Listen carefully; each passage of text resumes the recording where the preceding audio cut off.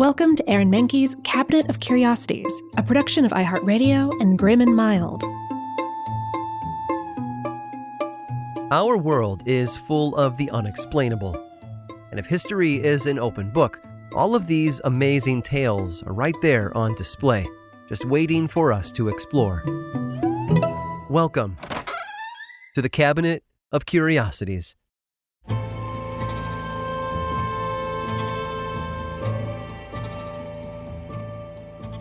I think everyone has that one friend who makes a huge deal out of their birthday. Every year they don't just have a party or go out for a fancy dinner.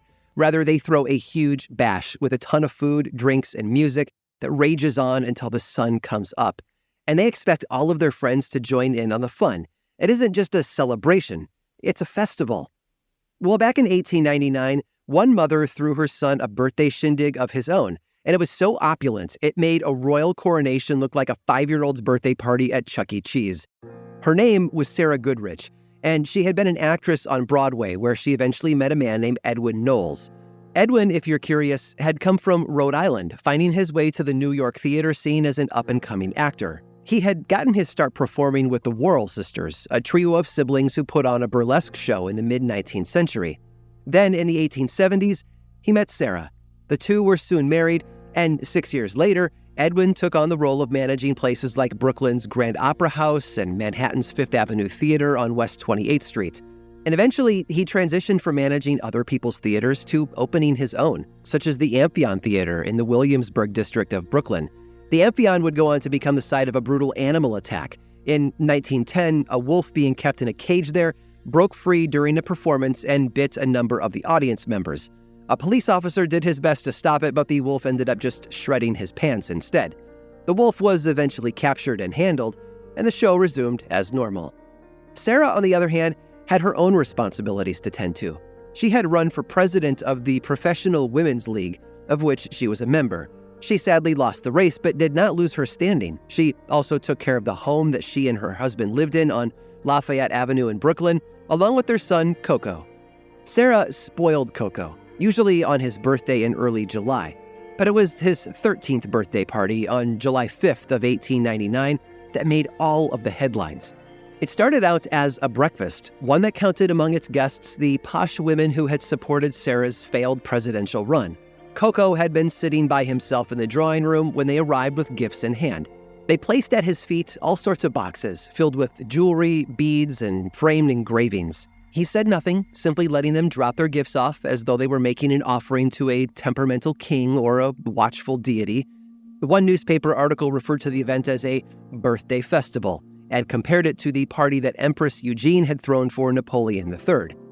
Once the gifts had been delivered, Coco was escorted into the dining area. He wore around his neck a string of pearls, and the cushion of his seat was covered in green silk adorned with embroidered lotus leaves.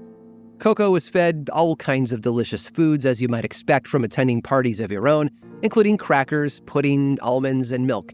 Since he was still so young, though, he didn't partake in the wine that his mother and the other friends were drinking. After they had finished eating, the women rose from their chairs and danced a quadrille to entertain the birthday boy. And he sat there, watching them perform just for him. When the dance ended, they read him poetry in his honor. It wasn't a normal birthday party for a 13-year-old boy. I don't know a lot of teens who would enjoy watching their mother's friends dance and read poetry, but Coco seemed to enjoy it from what I can tell. And as you'd imagine, various news outlets reported on the elaborate breakfast, writing things like, "He is faithful to his home. He is affectionate without servility. He is charmingly decorative." Meanwhile, an article in the New York Dramatic Mirror said, "He doesn't look a day over 7. That's kind of a strange thing to write about a 13-year-old boy. But the papers weren't writing about a boy, or a girl, or a person at all. Mrs. Knowles' beloved Coco, you see, was her cat.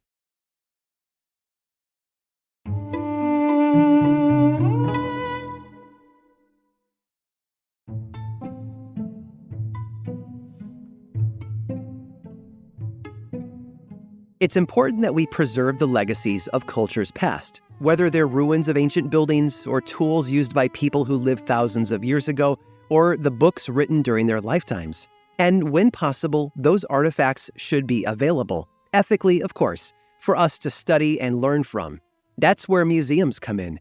We visit these giant repositories of history so that we can better understand those who came before us. But museums are not a modern construct. In fact, the first museum in history is over 2,500 years old, and its original curator was someone you might not have expected. Around 530 BCE, in an area of the Middle East known as Mesopotamia, there was a king. His name was Nabonidus, and he ruled over an empire known as Babylon. Nabonidus also had several children. His son, Belshazzar, eventually became the last king of the Neo-Babylonian Empire. But it was one of Belshazzar's siblings who was responsible for the earliest known museum in the world. You see, Enni-Galdi-Nana was both a princess and a high priestess of the empire, and she was also an archaeologist. She had developed a love of antiques thanks to her father, who was also an antiquarian. He taught her about the past and its importance to the future of their dynasty, and it was he who encouraged her to start a museum. Enni-Galdi would explore the southern parts of Mesopotamia that her father had already excavated and collect what she could. With guidance from Nabonidus, she would then bring these items back to the palace and store them in a temple next door. Much like today's museums, Enni-Galdi's exhibits were put on display to educate visitors about the history of the region.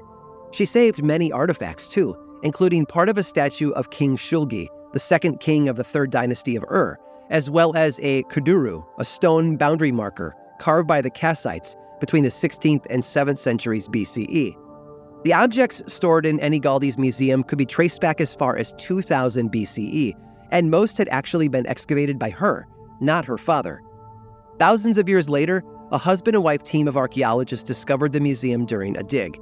Their names were Leonard and Catherine Woolley, and they had been uncovering sections of the adjoining palace at Ur when they stumbled on Enni-Galdi's pet project. Although they knew the site they were excavating dated back to the Neo-Babylonian era, they had no idea that their efforts would reveal such a startling find. The ancient person of Enni-Galdi had preserved a past that was ancient to her, so that thousands of years later, modern archaeologists would have access to an otherwise lost history. In cataloging their collection, the Woolleys discovered that Enni-Galdi had gone to the trouble of arranging it in chronological order.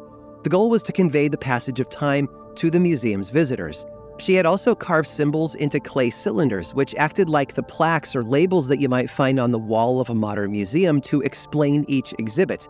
These labels were written in 3 different languages too, including Sumerian, and revealed all sorts of information about the items that she had collected, including how old they were and where she had found them. As the millennia passed and the Sumerian dynasties died out, many artifacts wound up in private collections. Cabinets of curiosities. They were often displayed without any accompanying information and indications of their provenance. Instead, collectors would arrange the various items in a way that was aesthetically pleasing to the eye. But by the late 17th century, all of that started to change. England's Oxford University took possession of John Tedescant the Elder's collection after his death in 1638. He had acquired all kinds of books, coins, and strange objects over his lifetime, which eventually became the Ashmolean Museum, opened in 1683. But museums like the Ashmolean, with their clear labels and carefully mounted historical exhibits, can all trace their origins back thousands of years earlier, to the woman who started it all. She was a princess, a priestess, a daughter, an archaeologist, and a historian, all wrapped up into one. Her name was Enni-Galdi-Nana, the woman who made history by saving it. I hope you've enjoyed today's guided tour of the Cabinet of Curiosities. Subscribe for free on Apple Podcasts or learn more about the show by visiting curiositiespodcast.com. This show was created by me, Aaron Mahnke, in partnership with How Stuff Works. I make another award-winning show called Lore, which is a podcast, book series, and television show, and you can learn all about it over at theworldoflore.com. And until next time, stay curious.